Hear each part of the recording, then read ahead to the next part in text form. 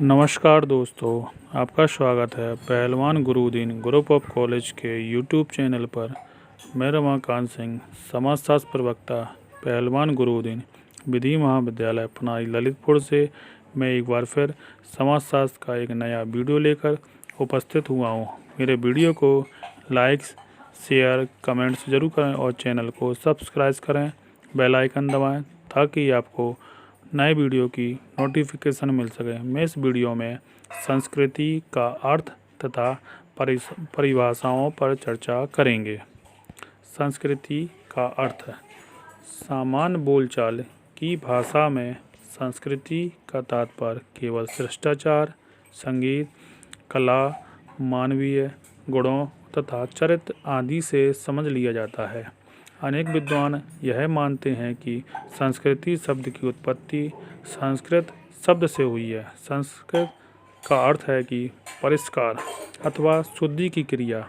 इससे स्पष्ट होता है कि व्यक्ति के जीवन का परिष्कार करना अथवा उसे एक सामाजिक प्राणी बनाने के लिए जितनी भी परंपराओं, नियमों, सामाजिक मूल्यों तथा तरह तरह की प्रविधियों का विकास हुआ है, वे सभी संस्कृति के अंग हैं। वास्तव में ऐसे सभी विचार संस्कृति की अवधारणा को वैज्ञानिक रूप से स्पष्ट नहीं करते।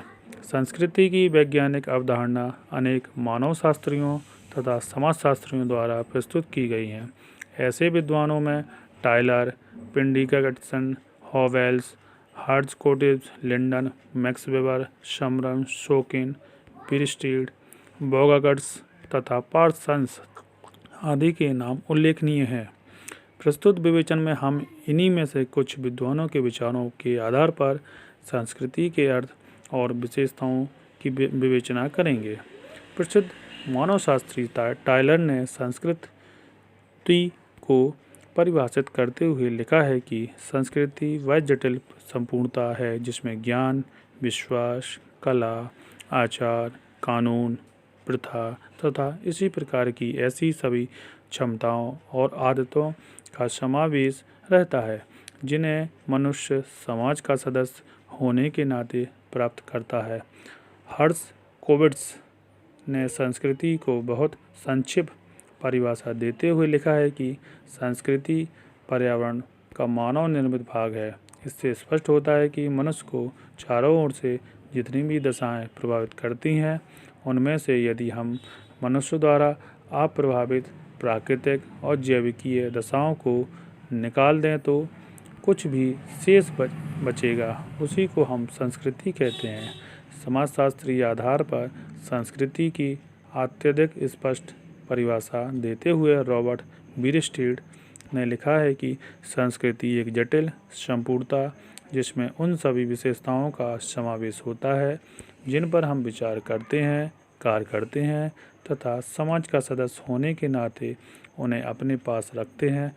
इस प्रकार संस्कृति में जहाँ एक और विचारों और व्यवहारों के रूप में कुछ अभौतिक विशेषताओं का समावेश होता है, वहीं बहुत सी वस्तुओं के रूप में संस्कृति की प्रकृति भौतिक भी होती है।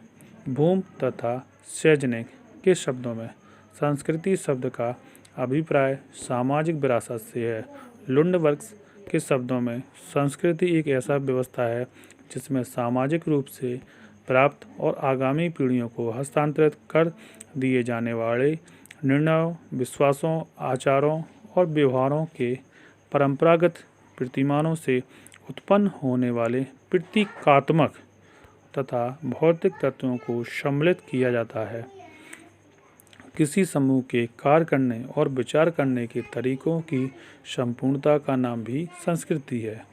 संस्कृति की उपर्युक्त परिभाषाओं से यह स्पष्ट हो जाता है कि संस्कृति बहुत से भौतिक, अभौतिक तत्वों की एक जटिल संपूर्णता, समाज का सदस्य होने के नाते व्यक्ति इसे सामाजिक सीख की प्रक्रिया के द्वारा प्राप्त करता है तथा उसमें अपने अनुभवों को भी जोड़कर इसे आगामी पीढ़ियों के लिए संचारित कर देता है। संस्कृति की विशेषताएं। संस्कृति की प्रकृति को केवल कुछ परिभाषाओं के आधार पर नहीं समझा जा सकता। इस दृष्टिकोण से आवश्यक है कि संस्कृति की प्रमुख विशेषताओं के संदर्भ में इसकी प्रकृति को भी स्पष्ट किया जाए। नंबर 1, संस्कृति मनुष्य द्वारा निर्मित है। संस्कृति का तात्पर्य उन सभी तथ्यों से होता है जिनका निर्माण स्वयं मनुष्य ने किया है। उदाहरण के लिए हमारा जीवन जिन विश्वासों, विचारों, व्यवहार के तरीकों और तरह तरह के उपकरणों से प्रभावित होता है, वे सभी समाज मनुष्य द्वारा निर्मित होते हैं, इसलिए यह संस्कृति के अंग है।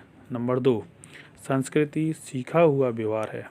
संस्कृति की एक प्रमुख विशेषता यह है कि यह सामाजिक सीख और स्वयं व्यक्ति के अनुभव का परिणाम होती है। संस्कृति में जिन व्यवहारों, नियमों और उपकरणों का समावेश होता है, उन सभी को हम सीख कर प्राप्त करते हैं।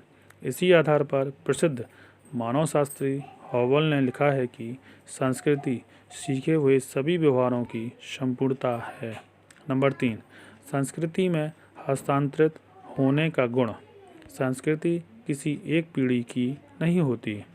एक बार जो विशेषताएं संस्कृति का अंग बन जाती हैं, उन्हें सीख की प्रक्रिया के द्वारा एक पीढ़ी से दूसरी पीढ़ी को हस्तांतरित कर दिया जाता है। इस प्रक्रिया में प्रत्येक पीढ़ी के अनुभवों का समावेश होते रहने के कारण संस्कृति का एक रूप अधिक व्यवहारिक बनता जाता है। नंबर 4, संस्कृति में सामाजिकता का तत्व है। संस्कृति किसी व्यक्ति की संपत्ति नहीं होती, बल्कि यह पूरे समूह की विशेषता होती है। नंबर 5, संस्कृति में आवश्यकता पूर्ति का गुण। संस्कृति का कोई भी तत्व बेकार नहीं होता। एक समय, स्थान अथवा परिस्थिति में संस्कृति की प्रत्येक इकाई मनुष्य की किसी न किसी आवश्यकताओं को पूरा अवश्य करती है। मनुष्य की प्रमुख आवश्यकताओं शरीर के पोषण, सुरक्षा, गतिशीलता, आजीविका, स्वास्थ्य से संबंधित होती है। एक संस्कृति के अंदर जितने भी विचारों, विश्वासों, व्यवहारों के तरीके तथा भौतिक वस्तुओं का समावेश होता है, वे सभी उनमें से किसी न किसी आवश्यकता को अवश्य पूरा करती है। नंबर 6, संस्कृति में अनुकूलन का गुण। एक संस्कृति में जिन तत्वों का समावेश होता है, वे सभी व्यक्ति को अपनी सामाजिक, सांस्कृतिक, भौगोलिक विशेषताओं से अनुकूल करने की क्षमता प्रदान करते हैं। वैदिक काल की संस्कृति उस समय की दशाओं से अनुकूल करने के लिए निर्मित होती है, जबकि आज की दशाएं बदल जाने के कारण वर्तमान संस्कृति में व्यापक परिवर्तन हो गए हैं। नंबर 7, संस्कृति समूह के लिए आदर्श होती है। यह सच है कि किसी भी संस्कृति को दूसरे की तुलना में उच्च अथवा निम्न नहीं कहा जा सकता, लेकिन व्यवहारिक रूप से प्रत्येक समूह अपनी संस्कृति को अपने लिए आदर्श मानता है। इसी के फलस्वरूप सांस्कृतिक आधार पर विभिन्न समूह एक दूसरे से संघर्ष भी करने लगते हैं।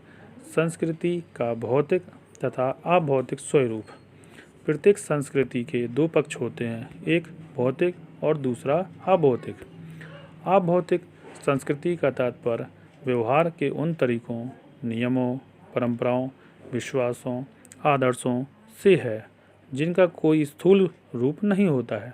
दूसरी ओर विभिन्न प्रकार की मशीनों, उपकरणों और वस्तुओं के रूप में मनुष्य ने जितने भी आविष्कार किए हैं, वे संस्कृति के भौतिक पक्ष को स्पष्ट करते हैं। इन भौतिक और अभौतिक तत्वों की संपूर्णता से ही संस्कृति का निर्माण होता है। नंबर 9, संस्कृति का ईडोस तथा ईथोस पक्ष। संस्कृति के पक्षों को इन दो भागों में क्रोबर में विभाजित किया जाता है। संस्कृति के जिन तत्वों से इसके बाहरी स्वरूप का निर्माण होता है, उसे संस्कृति ईडोस पक्ष कहा जाता है।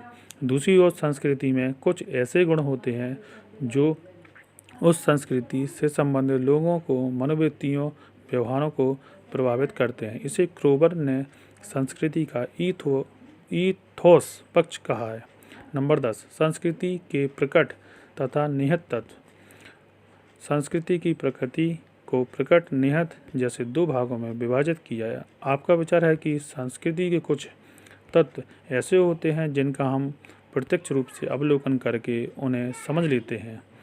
यह संस्कृति के प्रकट तत्व हैं। दूसरी ओर संस्कृति में कुछ तत्व ऐसे होते हैं जिनका संबंध अनेक प्रेरणाओं और मनोभावों से होता है।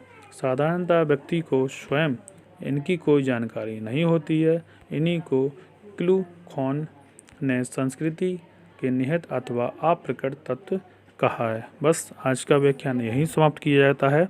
धन्यवाद।